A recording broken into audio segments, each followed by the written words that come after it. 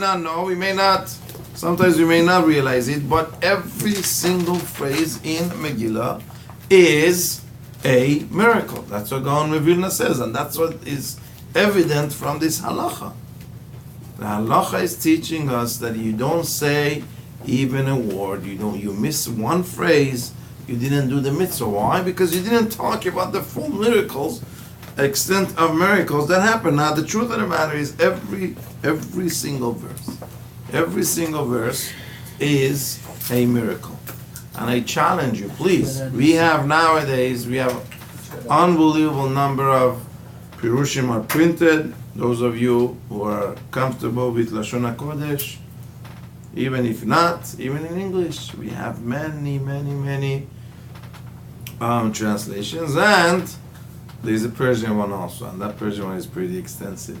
I did Mamluez, which itself is a compilation of many commentaries. So it's a different vision when you look at Megillah like that. Everything is telling you. So let's see. During the times of Achashverosh,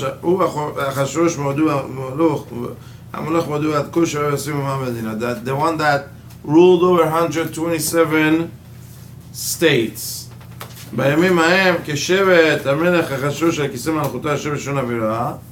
In those days, when he sat on his royal throne that was in Shushan Abirah, in the third year of his reign, he made a mishteh, a party for all his ministers and all his employees. Okay, he made a banquet. He made a banquet. How long was the banquet? 180 minutes. 6 months. 6 months of banquets. Right? Okay. Now, what's the point of this? Power. Right? What's the miracle in this? Right? What's the miracle? What ness are we saying? Are we saying he was such a egomaniac? We are saying he was a party that the Jews should not have attended. Right? What?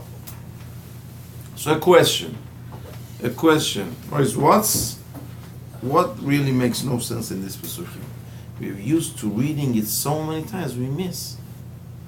Do you hear what I just read? As he sat on his royal throne that was in Shushan in the third year of his reign.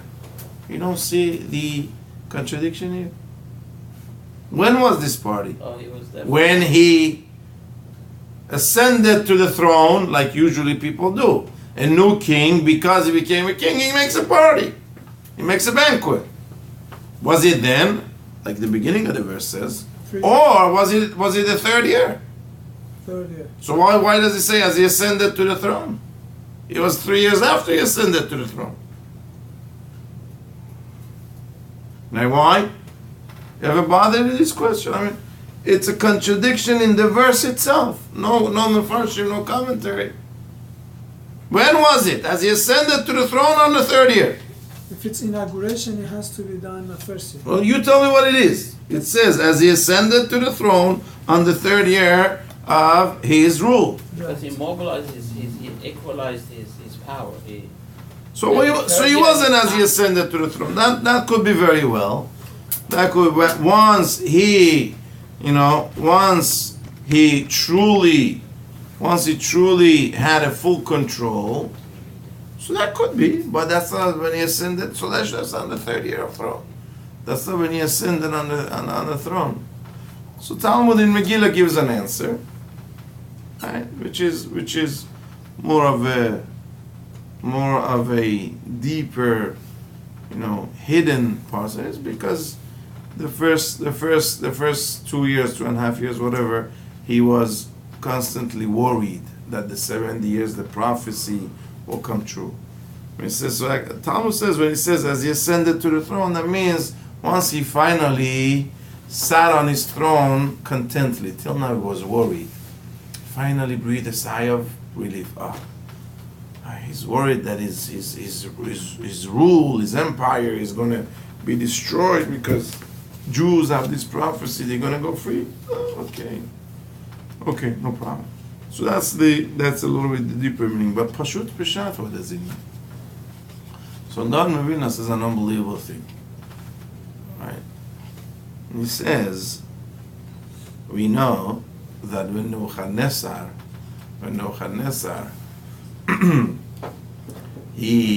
when he pillaged Eretz Israel, he attacked them and he took the Jews to go. So he took a lot of things. He took a lot of things from Yerushalayim, right? The booty, the spoils of war. One of them was Kiseh Shlomo. Shlomo HaMelech, he was a genius of design and technology. Like amongst other things, he was a genius of everything probably, right? We're learning in Gemara Gittin that Shlomo HaMelech had a car. Right, he had to make. Pasuk says he had chariots. I mean, everybody has chariots. Everybody has chariots. So it says he had to make his chariots. People said this chariot is going without a horse being hitched to it. Right. I think personally, in parentheses, I'm going to go back. I think that's where all the stories about the flying carpet comes from. They said, the Muslim says, Hazrat Suleiman, Chiving Guftan, Hazrat Suleiman. Right, a flying carpet, that's where it comes from. No, he wasn't a flying carpet, he was a car. That's what he was. Maybe he had a helicopter too, who knows. So, but at any rate, that's clear. At any rate, he had a very special throne. The throne had many levers and techniques. It had different moving parts. So when Shlomo HaMelech wanted to go up, there was this golden lion that would extend its leg and lift Shlomo HaMelech and this and that. I have the picture. Right. So, but you needed to know exactly where to step, how to go, where to go, all that.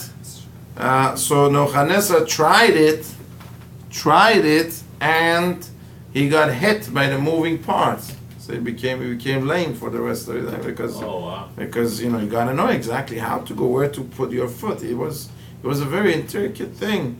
And when he sat, there was a golden eagle that sort of brought the crown on top of Shlomo's head. It was a feat. It was an engineering feat. So Nebuchadnezzar tried to use it for his own, and it didn't work. So he just put it in the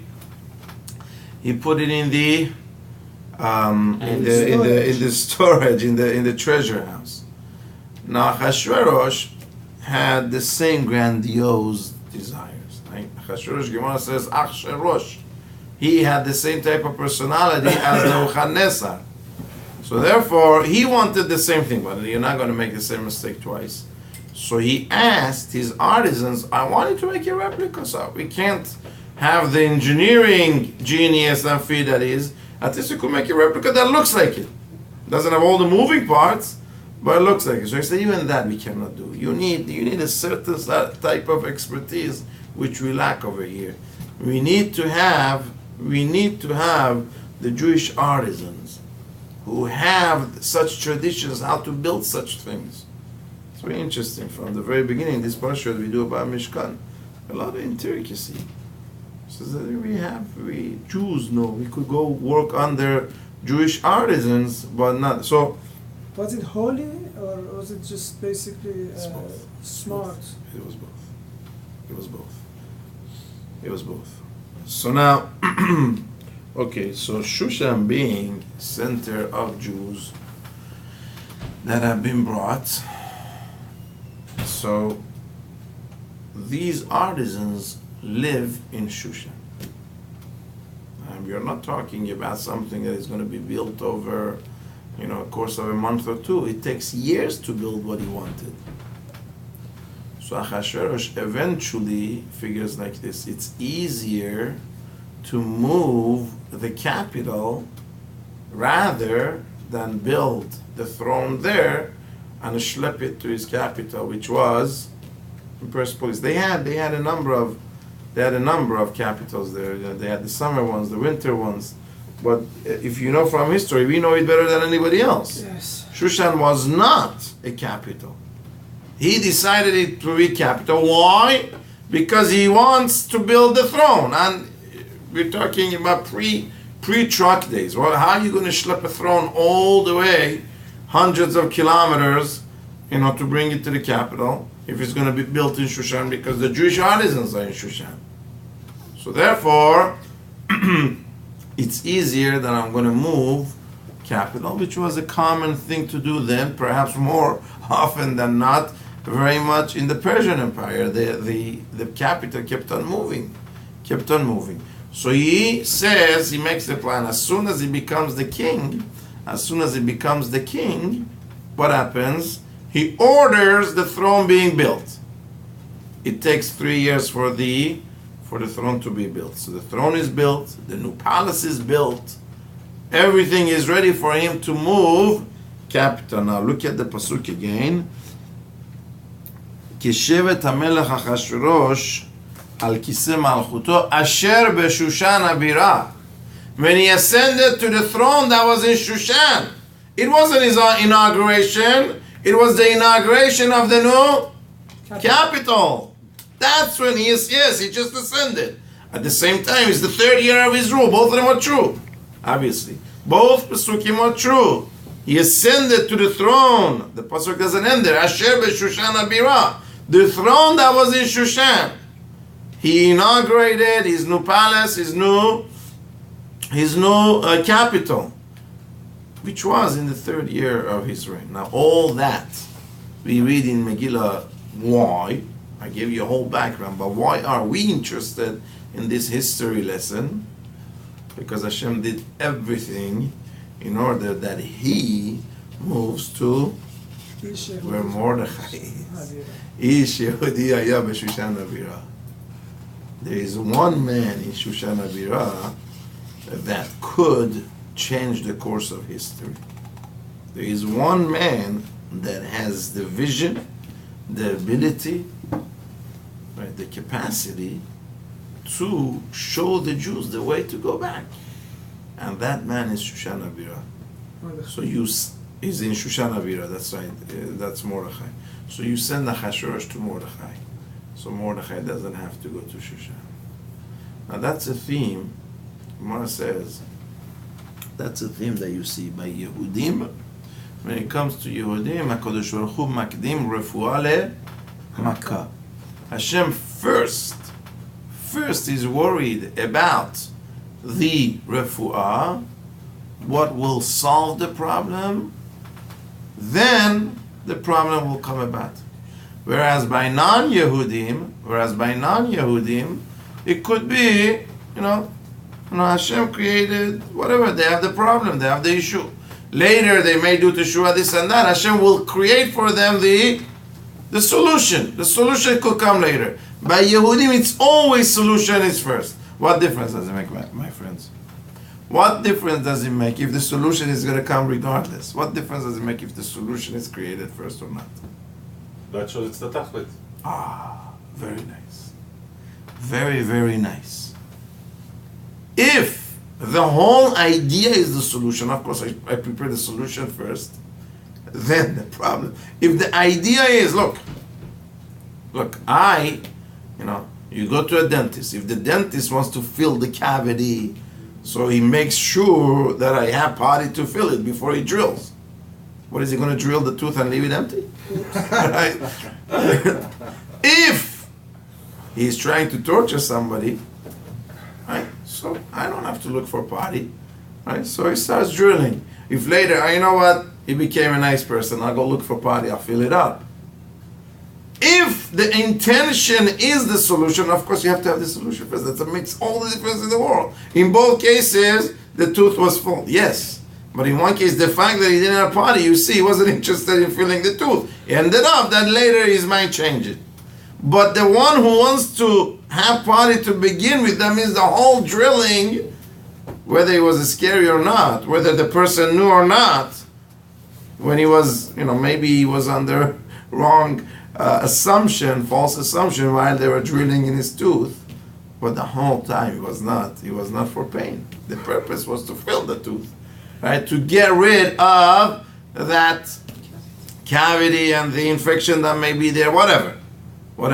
That's the big difference. So even before the whole thing, Hashem works it such, right, that Achashverosh comes to Mordechai. So you go and read every pasuk, by the way, is like that. You look at the Perush of Vilna Gaon, like Yosef, others, every single pasuk talks about a miracle in this story. Every single pasuk, without faith. Now you read, why was it the third year? Who cares? It was in Shoshana Birah, right? Who cares what kind of curtain there? That's right. All these things, every single one of them gives you a certain background where it teaches us another miracle that happened for this whole story to come together. Now, obviously, it needs a little bit of work, it needs a little bit of a workshop, but the more important thing, perhaps, is the whole start of the thing. The basis of the fact that we read Megillah is Pirsumei Nisa.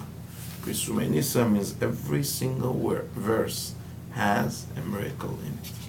Chag Sameach.